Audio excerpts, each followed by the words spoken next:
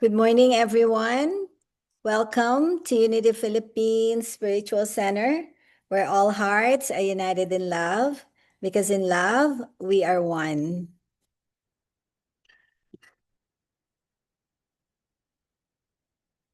Unity is universal oneness of God, man, and all creations.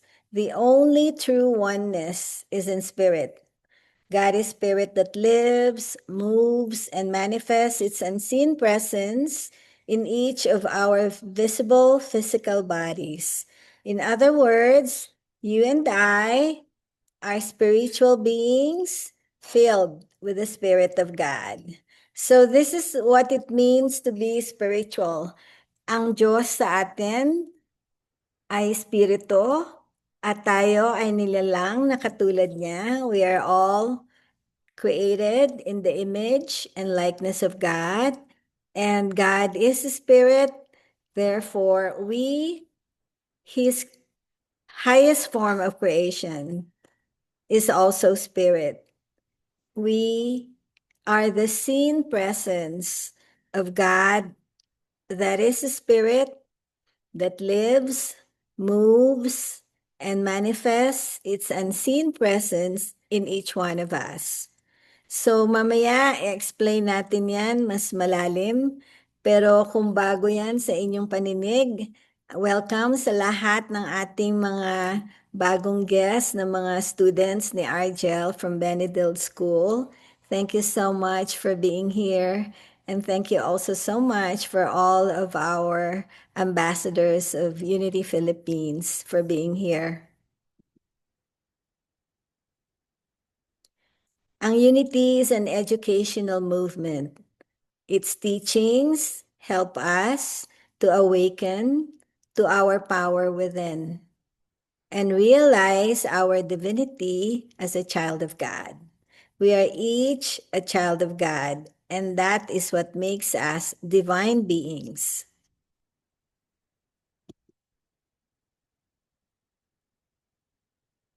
Ang purpose ng Christianity is not to convert you to a particular religion. The true purpose of Christianity is to help everyone understand what our true nature is. And our true nature is that we are each a child of God.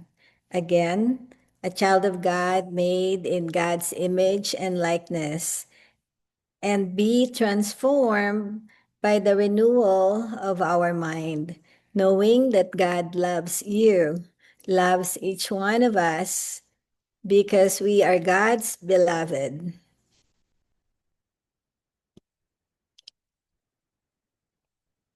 Ang Tagalog sa Unity, alam na natin yan sa Pilipinas. Kasi yaan ang ating theme, pagkakaisa. Pagkakaisa natin sa pag-ibig ng Diyos. Ang pag-ibig ng Diyos ay nasa lahat ng religion, and it runs through every religious organization. So unity is not separate, but is very much the core of every religion. Unity in love. Ang unity ay nagtuturo ng kalusugan para sa ating kaisipan at sa ating katawan. At ito ay nagbibigay ng liwanag sa ating natural na kakayanan. Kasi marami tayong kakayanan or powers. At kung hindi natin alam para gamitin ito sa magandang at wastong paraan, nami-miss natin kung gaano tayo ka-powerful. At dahil dito, pag alam natin yan, ang natural na resulta ng ating kaalaman ay mapapagyaman natin at mapapaunlad natin ang ating buhay.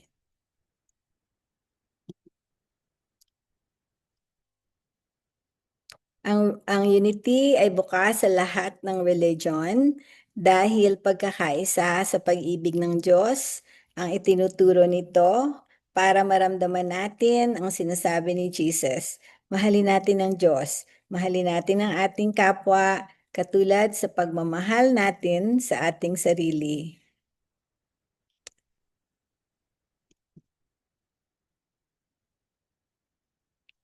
Ang founder ng Unity Movement, mag-asawa, si Charles and Myrtle Fillmore in 1889. Ang headquarters niya ay nasa Kansas City, Missouri. At ang tawag dito ay Unity Village sa Kansas City, Missouri. Dito itinuturo ang mga katotohanan na maaari nating iangkop sa ating pamumuhay para maging maligaya, masaya at mapanatag ang ating kalooban. Ang aking vision and mission as the founder of Unity Philippines Spiritual Center in the Philippines. Ang gusto ko ay magkaroon ng mga Unity Center sa lahat ng barangay para maituro sa ating kabataan at para maituro sa ating mamamayan ang katotohanan na hindi tayo separate, na tayo ay kaisa ng Diyos sa lahat ng bagay. At dahil dito, lahat tayo ay napakayaman sa lahat ng bagay at napakalakas, napakatalino. Nasa atin lahat, nasa inyo lahat, ang lahat-lahat ng Diyos. God is all, and God is in every one of us.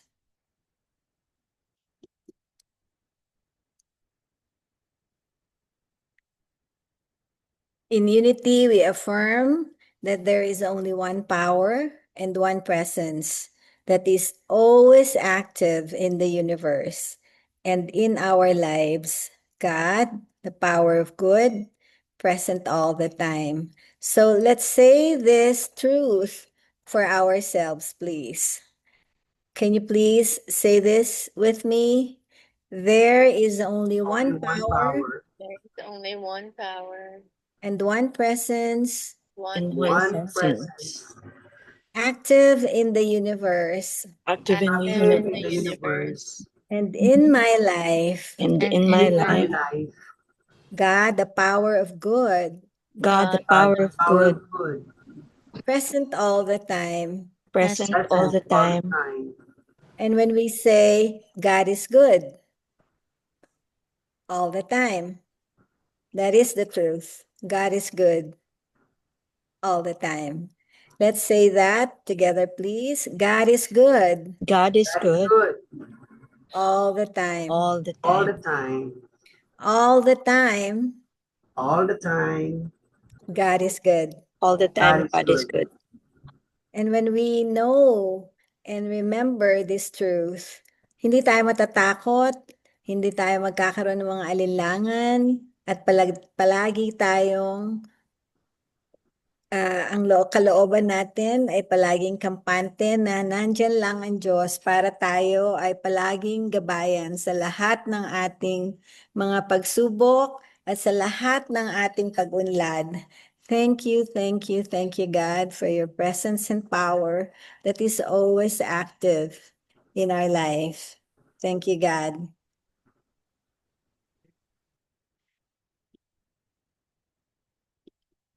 Ang unity has 5 basic principles. Na pag alam natin yan, these are the guiding principles, whether we know them or not, and it's good to know them so that we can speak truth in face of any challenge. So pagka nagkakaroon tayo ng mga pagsubok na hindi natin, sa ating kaisipan ay hindi natin kaya, Number 1 principle, guiding principle, katulad ng sabi natin, there's only one power and one presence of absolute good, and that is God. So we can affirm this principle simply by saying, God is good.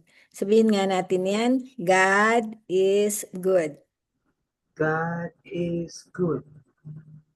Ang number 2 principle, lahat tayo, human beings have a spark of divinity within them. The Christ presence within us. The Christ power is our very essence. The same Christ spirit that is in Jesus is in us.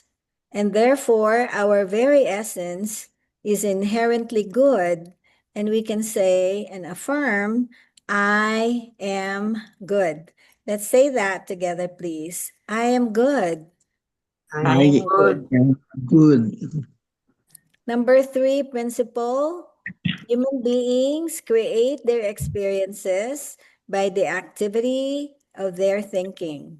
So, mga pag-iisip natin, mga binibigyan natin ng atensyon sa ating araw-araw na kaisipan, lahat yan nanggagaling sa ating iniisip.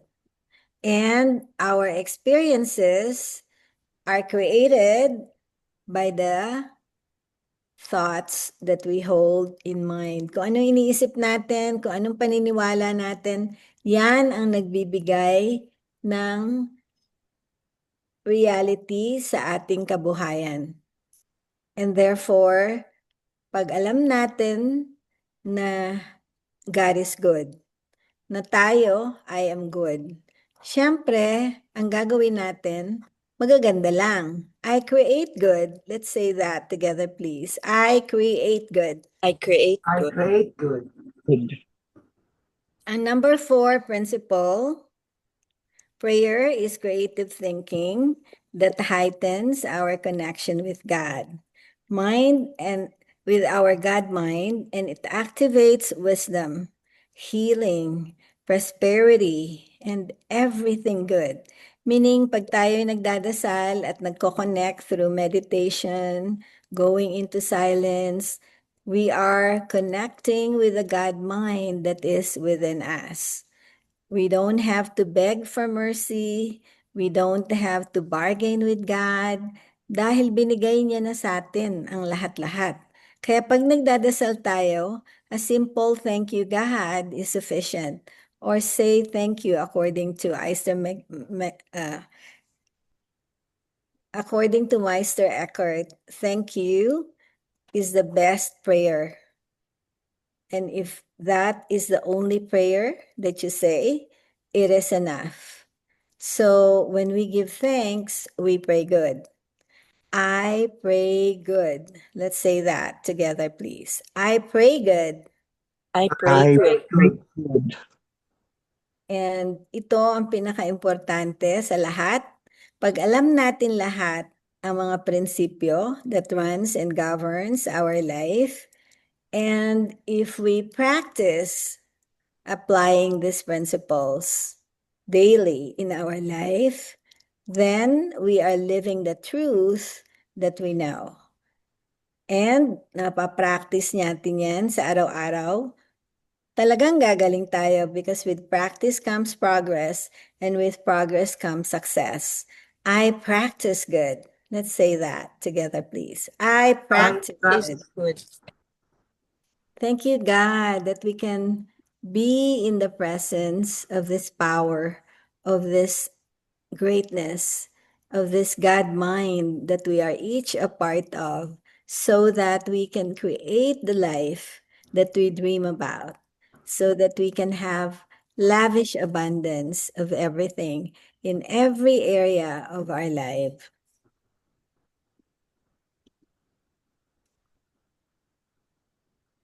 Unity's 5 basic principles help us realize that we are God's power and presence, the Christ within us, which is our power within.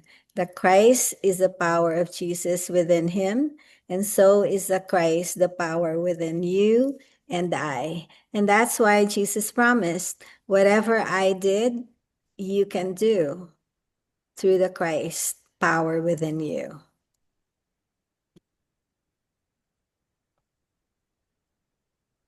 We are now studying the book Prosperity, Spiritual Secrets to an Abundant Life. Spiritual secrets meaning itong sikreto na ito ay hindi something that is outside of us, but is already in us. And all we need to do is to become aware of these prosperity secrets and we can unlock the keys that bring abundance in our life. Charles Filmer, again, is the co-founder of the Unity Movement, and he wrote this book on prosperity. Ang sabi niya, the spiritual mind is the mind of God within us. This is the source of divine ideas, intelligence, and wisdom. And we access this mind through prayer, meditation, and faith. So can you imagine, lahat pala ng wisdom natin, lahat pala ng intelligence natin comes from the source, the mind of God, and the mind of God is within us. Nasa atin na. So when we become aware that we have the God-mind power within, and we can access it directly through prayer, through meditation, and with our belief that with God all things are possible. Ano sa palagay nyo ang hindi possible? Pagka meron tayong inisip, meron tayong hiningi, o meron tayong pinanaginip. Ano sa palagay nyo ang reason bakit nahihirapan tayo na maintindihan na tayo ay napaka-powerful? I'm going to ask Mr. Radasa because Mr. Radasa can maybe give light to this. Why is it that most of us have a hard time believing that the source of divine ideas, intelligence, and wisdom is already within us? That is how we express ourselves in school. Mr. Adasa is a principal of a Benedictine International School. And so, Mr. Adasa, bakit sa palagay mo nahihirapan ng mga kabataan ngayon at ang mga tao na maintindihan na lahat ng kanilang katalinuhan, lahat ng kanilang wisdom, kakayahan ay galing sa Diyos, sa Espiritu ng Diyos na palaging active sa atin? Go ahead, Mr. Adasa. As far as my journey with Unity is concerned, it boils down to awareness and consciousness. Honestly, before my exposure with Unity, totally, I'm not that confident, I'm not that fully aware, but with my exposure and experience with Unity, everything is so light. Everything is possible. So as long as you have that open mind, open heart, open will, everything is possible. So para mayuman yung sa impossible, you just have to cut I am, cut it, and make it I'm possible. It's no longer impossible. Thank you. Thank you so much. Thank you so much for that wonderful, straight, simple perspective that you gave on how with God, really, all things are possible, because it is. All things are possible with God. And through God's presence within us, we are able to express our divine intelligence, wisdom, every day. Hindi kung kailan lang, pero this is every day. When we wake up in the morning, when we go through what we need to go through each day, nandun na agad ang intelligence ng Diyos. Nandun na agad ang wisdom ng Diyos. Nakaalalay sa atin. Kaya pag tayo nagdadasal, pag tayo nagme-meditate, pag tayo'y naniniwala sa kapangyarihan ng Diyos na palaging nasa atin, hindi pa minsan-minsan lang, kundi minu-minuto, pag naniniwala tayo dyan, then what do you think happens? Napakaganda ng flow ng ating araw-araw. Also, Reverend Florence, if may I add, Yes. you mentioned about this prayer. Before, when I pray, there's begging, there is bargaining, only to find out, and I learned it from the Unity. When you pray, it's already there. You claim it right away. Don't beg, Don't bargain because God knows already what you what you're praying for. He would give it right away. So never beg, never bargain. It's already there. So I'm so grateful with that learning also. Now before when I pray, Lord, sana ganito ganito, pagka ganito, ganito, ganito. But no, it's not. God knows already what we want for in our life. So don't bargain. Just claim it. As long as your intention is good, there's no reason for your prayer not to be granted. If it's not granted, then be patient. Something is better coming. So thank you. Yes. Thank you. Thank you so much, Mr. Adasa. So, spiritual mind is right thinking. It is not willpower. Hindi galing sa ating willpower o sa ating kasagutan, katulad nga ng sabi ni Mr. Adasa.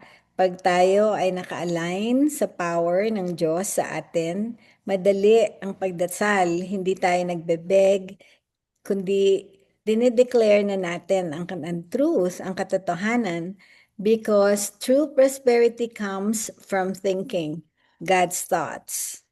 Ito, napaka-importante nito. Prosperity comes from thinking God's thoughts. And what are God's thoughts? God's thoughts are love, truth, and abundance. Abundance of everything that you may think about. Abundance of health, abundance of wealth, financial wealth, abundance of love, love relationships, abundance of divine self-expression. Yung purpose natin, yung mga gusto nating panaginipin ng magagawa natin, madali nating magagawa pag ang ating pag-iisip ay nakatuon with the spiritual mind of right thinking. Yung mga thoughts na hindi katotohanan, error thoughts that bring worry, that bring anxiety, that bring doubts, that bring fear, lahat yan must be denied when we affirm the divine idea that God's Spirit within us lives within us, guides us, leads us to abundant lives. So, yan yung mga error thoughts na nakagawian na natin dahil of our own programming nung bata pa tayo, and also from observing what other people do and say, and cultural, ano rin yan, inheritance, kung ano yung mga culture natin na nakagawian na natin. Pwede na nating isa-isahing examine yan. Tama pa ba to na sundin ko? Because right now, you're all adults. You know what is right and what is wrong. And if you know that it doesn't serve you, yun ang number one. Does this thought, paggalit ba ako? Pag ako ba ay natataranta at hindi maganda ang iniisip ko, does it serve me? No. You know why? Because that is not the thought of love. That is not the thought of truth. That is not the thought of abundance. So pag may iniisip tayo, tanong agad natin bago natin palakihin yung iniisip natin. Ito ba ay totoo? Ito ba ang totoong abundance? Ito ba ang thought of love? Because if it's not, we can drop it, release it, and turn our attention, give our focus to what we can do as a loving person in service of ourselves and others. Don't forget that it's always yourself that comes first. Because when you are filled with the right thoughts, in right consciousness, then your actions will also be led to the right direction.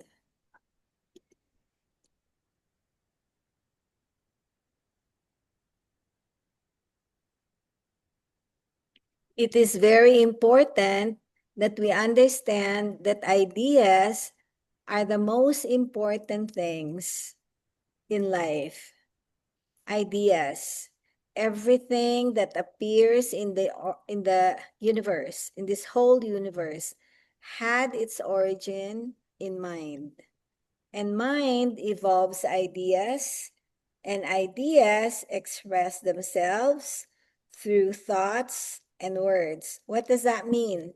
So lahat ng nakikita natin bagay, maski ang silya na inuupuan nyo, itong screen na tinitingnan natin, itong telephone that we are able to connect in Zoom, everything began as an idea in somebody else's mind.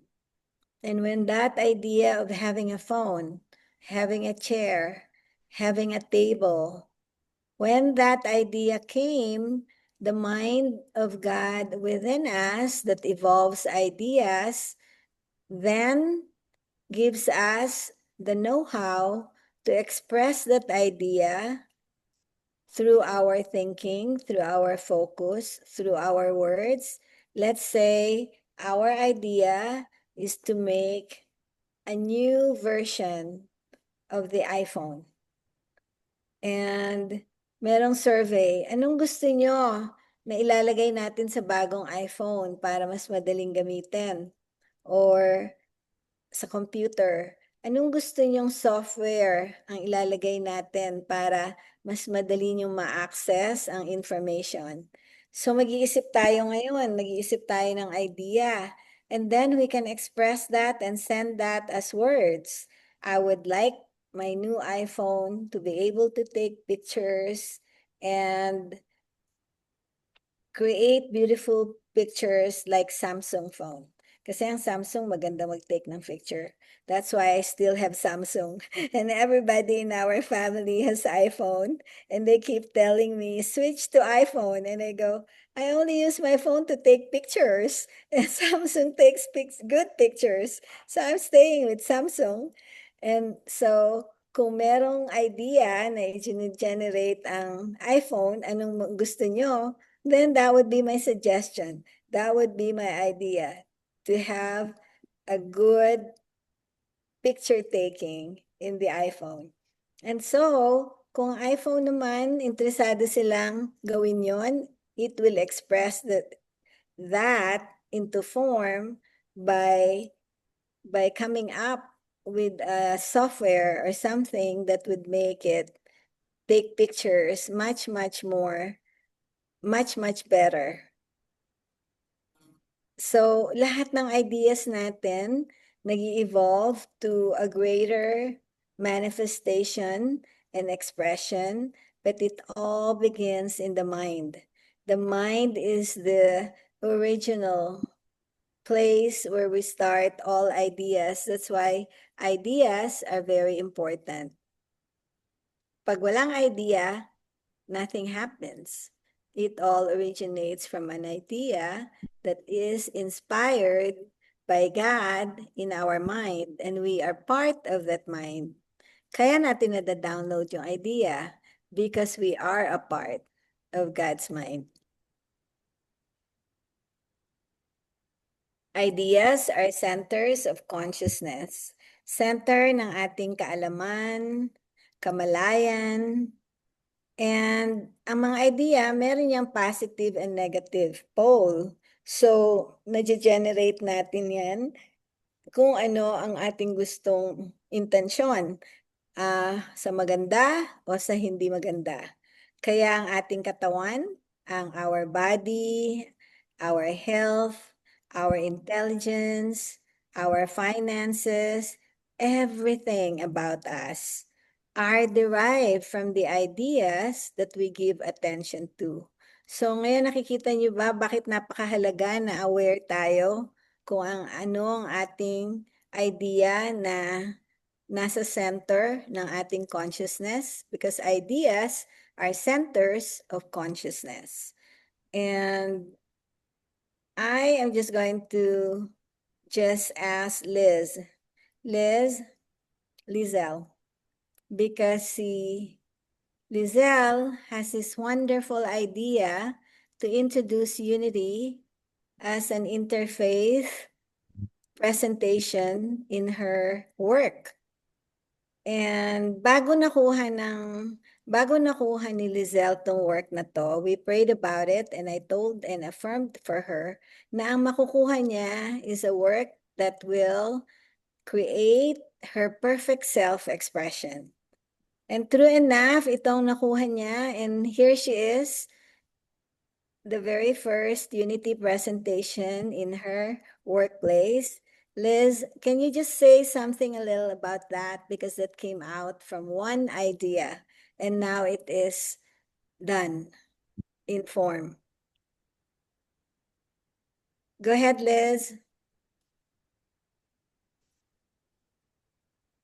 Liz, you can unmute, please.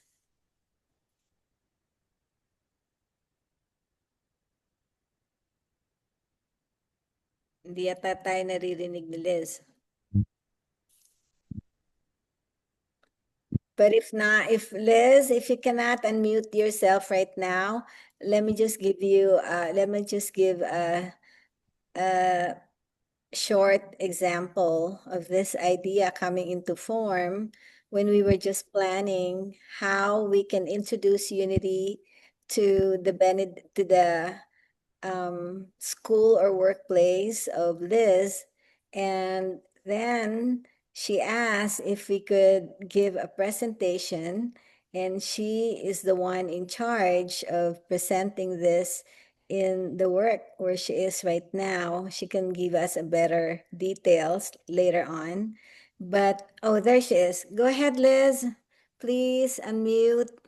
Liz, I was just saying that we just had an idea of your perfect workplace, and true enough, not even a year later, here it is, an idea completed and done. Can you please say something, a little something about it?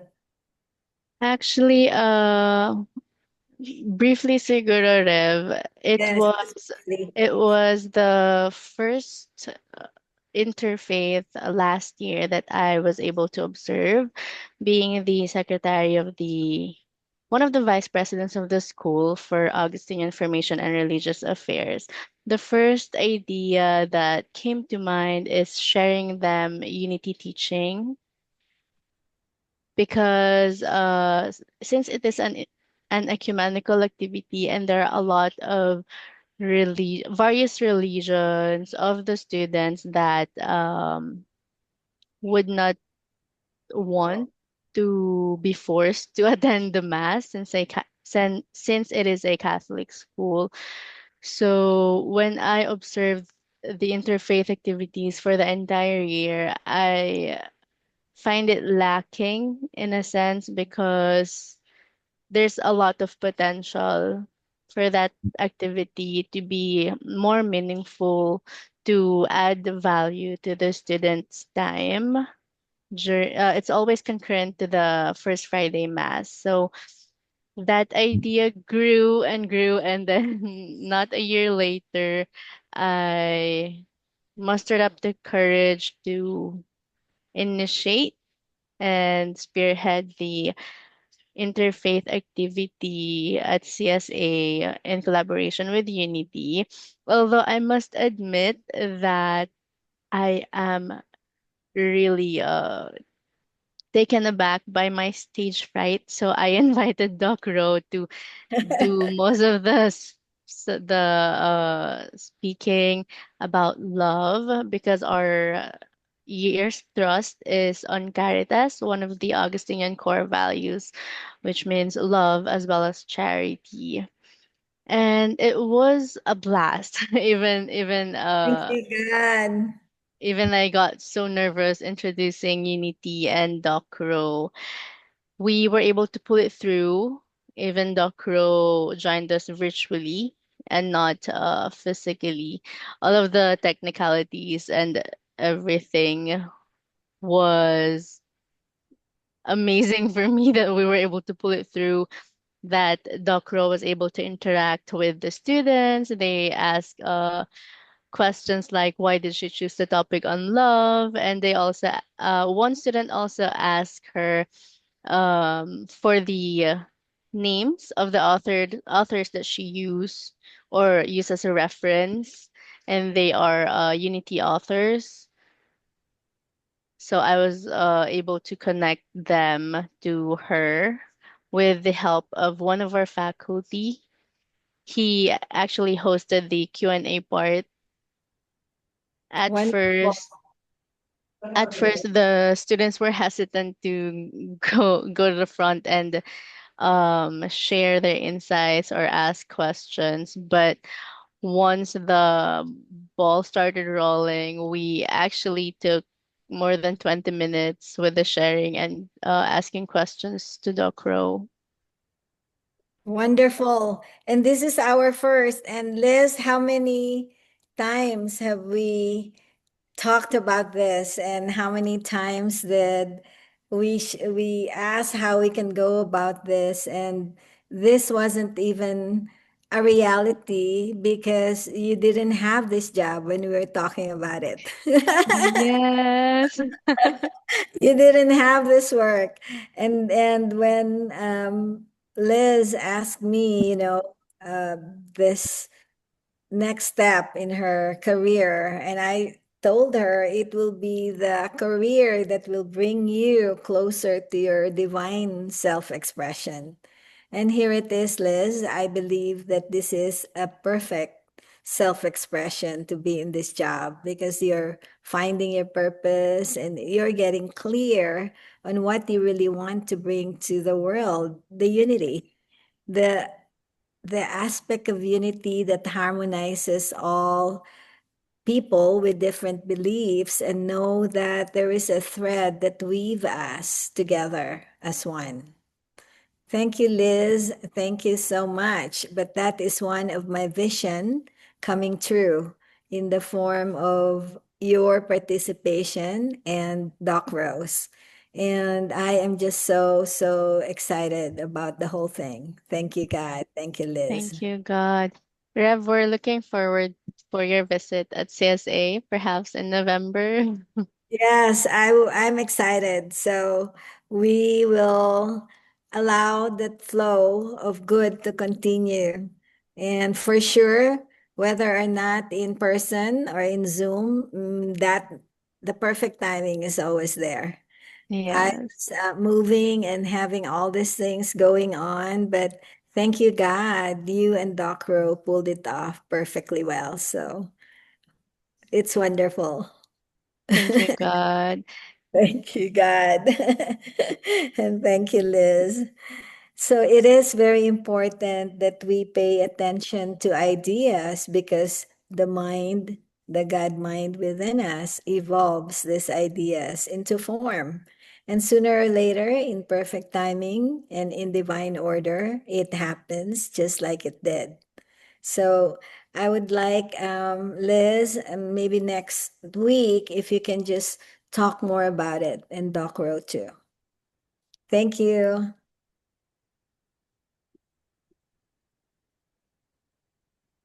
So the very fact that you have an ideal condition and a dream of greatness in your mind, this carries with it the possibility of its fulfillment in expression. So the very fact, just like Liz and I were talking about earlier, and even Mr. Radaza earlier, when we have an ideal condition of perfect health or a dream of greatness in expressing our unique gifts and talents, when we have this in our mind, these thoughts in our mind, this carries with it the possibility of its fulfillment in expression. Because to think, when we're thinking about something, that is how we are expressing ourselves. And that is why we are constantly thinking. When we know this, kung alam natin na pag nag-iisip padla tayo, that is how we express ourselves, then pipiliin natin kung anong iniisip natin. Kasi pag nag-iisip tayo ng maganda, we are expressing beauty. Pag nag-iisip tayo ng hindi maganda, pag nagchichismis o nagsumisira, nagkikriticize or nagko-complain tungkol sa mga kung ano-anong bagay, yun pala ang ating self-expression from the way we think. So make very, very careful observation of the thoughts that you are thinking because that is how you are expressing in the outside world, in the world that is seen, in the physical world. By your thoughts, you are seen.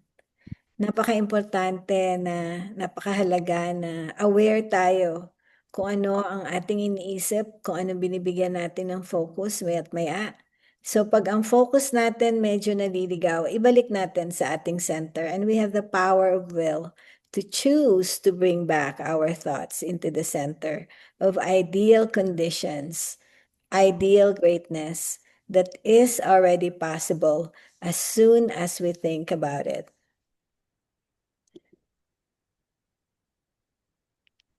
So ang key practices natin to do this is, again, daily prayer and meditation to align with God mind. We affirm divine ideas. I am wisdom. I am love. I am supply. And we deny these limiting beliefs so that we can affirm spiritual truth. Number 4, trust in inner guidance and intuition. Yung daily prayer and meditation, pag hindi kayo sanay mag-meditate, akala niyo mahirap yon. Pero everybody prays.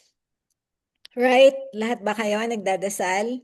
And a prayer can just be a simple, thank you, God. Thank you, God. That is my prayer for everything, good or bad. Thank you, God. Thank you, God. That is my prayer. And meditation is just listening, entering the silence so that we can find the awareness of oneness with this God, the mind of God within us. Because when we get into that space, giving ourselves, creating the space to hear God's words or God's inspiration from within, then we are able to understand what we affirm. When we affirm love, then we can feel the love in meditation that God is within us. Deny limiting beliefs. Marami tayong limiting beliefs. Hindi ibig sabihin pag na-deny natin yung isa, tapos na lahat. Because layers and layers and layers of limitations have been given to us through thousands of years. So, minsan, ang feeling natin, wala nang katapusan yung ating pagtanggal, pag-release, pag-let go ng limiting beliefs. But as we practice, we get to a point na talagang nawawala na yung limiting beliefs. You wake up one morning and you are free. You are free from the limitations that you yourself have imposed in your minds through your thoughts, your feelings, and your words. So kung tayo ang gumawa nun, pwede nating ibahin ang ating beliefs. Pwede nating palitan ang ating affirmation. Pwede nating pagandahin ang ating iniisip. And then we can trust this inner guidance, this inner intuition from God mind within us, and follow the direction that we are being led to follow. So prayer and meditation to align with God mind can be as simple, and let's do this. This is only like a minute, but at least you get a feel for what going into meditation can be. So if you can please mute, and maybe if whoever is having some double or multitasking right now, if we can just give this minute space of quiet, let us do this together so that we can feel and know this way of communicating with the Spirit of God within us. Let's gently close our eyes and gently take a breath in and out, and another breath in and out, and simply feel this presence and power, the power of God that allows us to take this breath to take this life and just focus on the breath. Breathing in, breathing out. And in this moment, take to heart your best experience of love and just feel the love. How much you are loved, how you are loved by your parents, your spouse, your friend, your pets, your grandkids, your best moment of feeling so loved.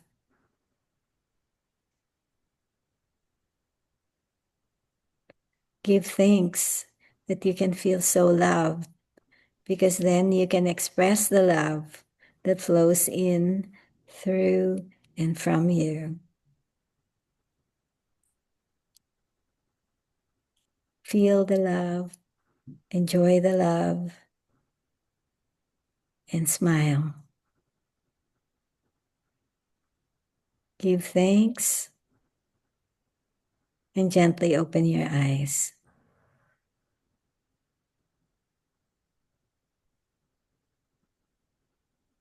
And just a moment, just a minute of feeling the love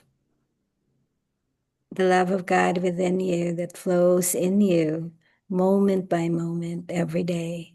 And if you can just take a minute out of every hour to feel that love and know that you are love expressing, and make it a commitment to stay in tune with the love that you are. If you can make that a commitment to do during the day and practice getting in touch with the love of God within you, you will find that everything flows more easily,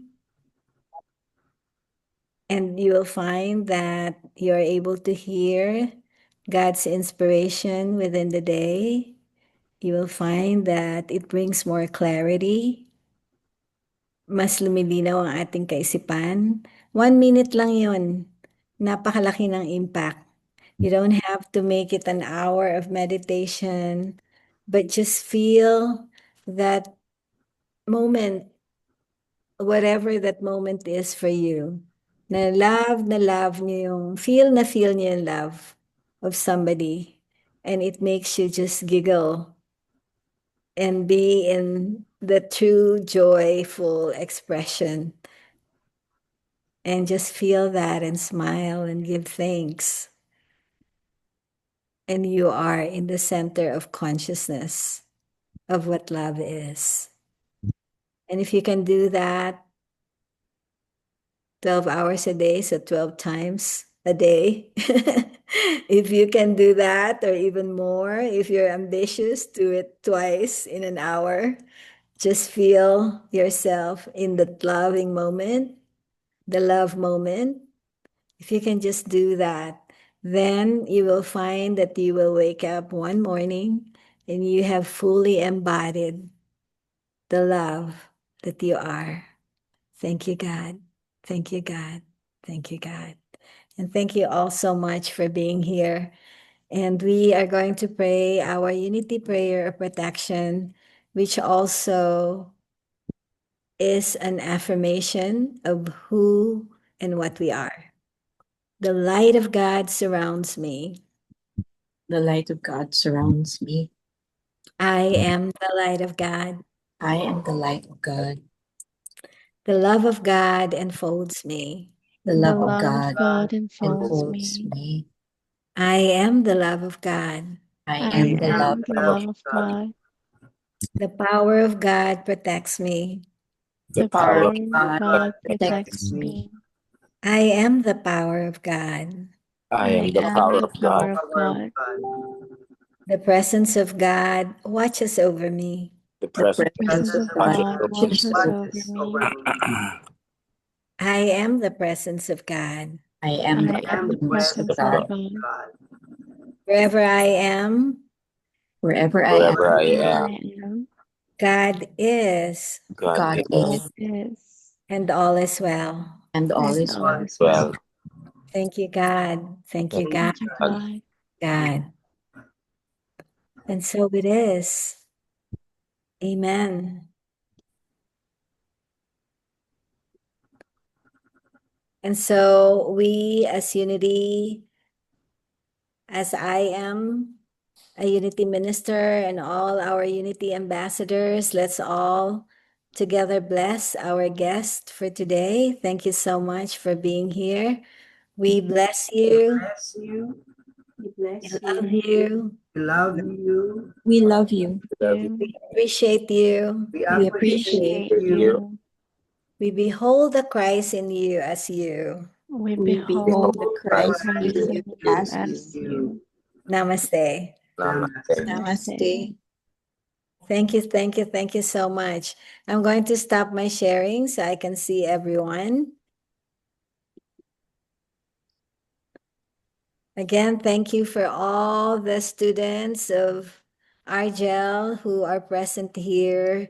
And thank you so much for all our Unity family who are here. My prayer partner from San Diego is here, Cielo. Thank you, Christy, BJ, Tim, Anthony, Tony, Therese, Rudy, and everyone of the students of Argel. Thank you, thank you, thank you so much. We are going to stop recording, but I would like to invite whoever can stay and maybe give us feedback from what you learned, the students of Argel. And if you have any questions, please feel free to ask. Tony, please end our recording. Thank you All so right, much. I'll end the recording now so everyone can speak and share freely. Okay, thank you.